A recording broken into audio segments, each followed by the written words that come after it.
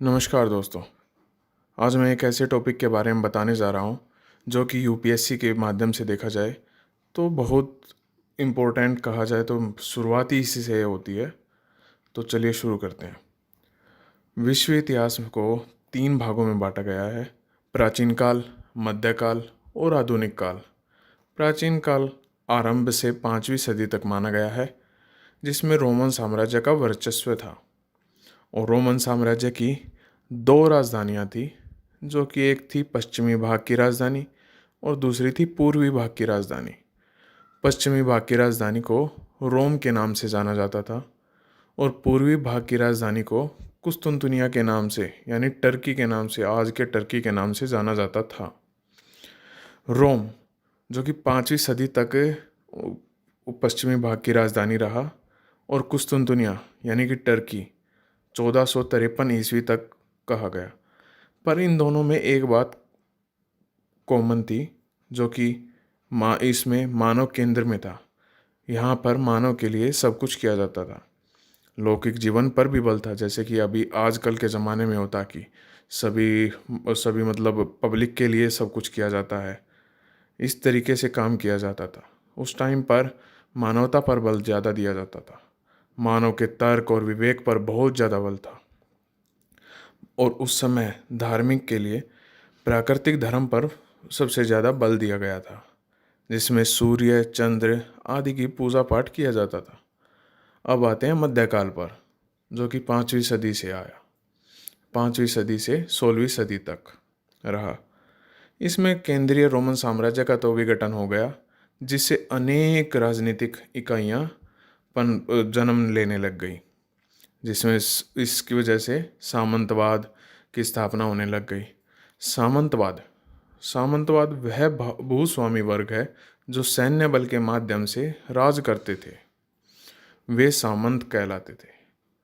इनसे आर्थिक व्यापारिक गतिशीलता बाधित होने लग गई, क्योंकि हर जगह अब ये बीच में सामंत आने लग गए थे, जिसकी वजह से कर्ज जो भी लेना होता था तो ये लेने लग गए थे। टैक्स ये सामंत द्वारा लिया जाने लग गया था। इससे बहुत ज़्यादा गतिशीलता बाधित हो गई थी। इससे समाज किसी के पास जाने से भी डरने लग गया था।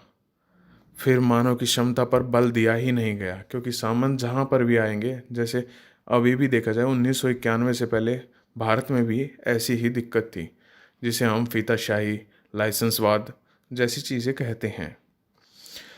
उस समय पारलौकिक जीवन पर बल दिया जाने लगा कि भगवान हमें ऐसे कर दो, वैसे कर दो, ये चीज़ कर दो, वो कर दो।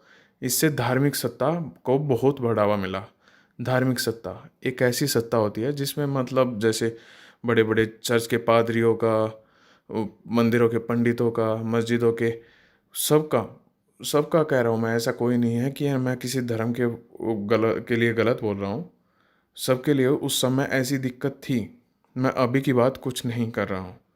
इसलिए वहाँ पर संगठित चर्च व्यवस्था ने जन्म ले लिया, जिससे मनुष्य का जीवन धर्म उनके हाथों में बंधक बन गया कि वो कहने लग गए कि है ना, जीसस ऐसे करेंगे तो वो वैसा हो जाएगा, वैसे करेंगे तो कैसा हो जाएगा। इससे जीवन में आस्था को बहुत ज़्यादा महत्वता मिलने लग गई। इससे उस काल में मानव एक प्रकार से सो ही गया। उनमें जागृति रही ही नहीं, तर्क और विवेक पर बल दिया ही नहीं गया। फिर आया आधुनिक काल, जिसे हम एक पुनर्जागरण काल के नाम से भी जानते हैं, जो कि 16वीं सदी से शुरू होके अभी तक कहा जाए तो अभी तक है, जिसमें मानव को केंद्र में रखा जाने लगा। मानव के तर्क विवेक पर बल दिया जाने लगा, जिसकी वजह से मानव के लिए सब कुछ काम होने लगा। इससे मानव और उस सत्ता में आने लगा। मानव अब चर्च व्यवस्था और या उसकी आस्था कम होने लगी, जिसके कारण सभी के सभी आराम से जीवन व्यतीत करने लगे।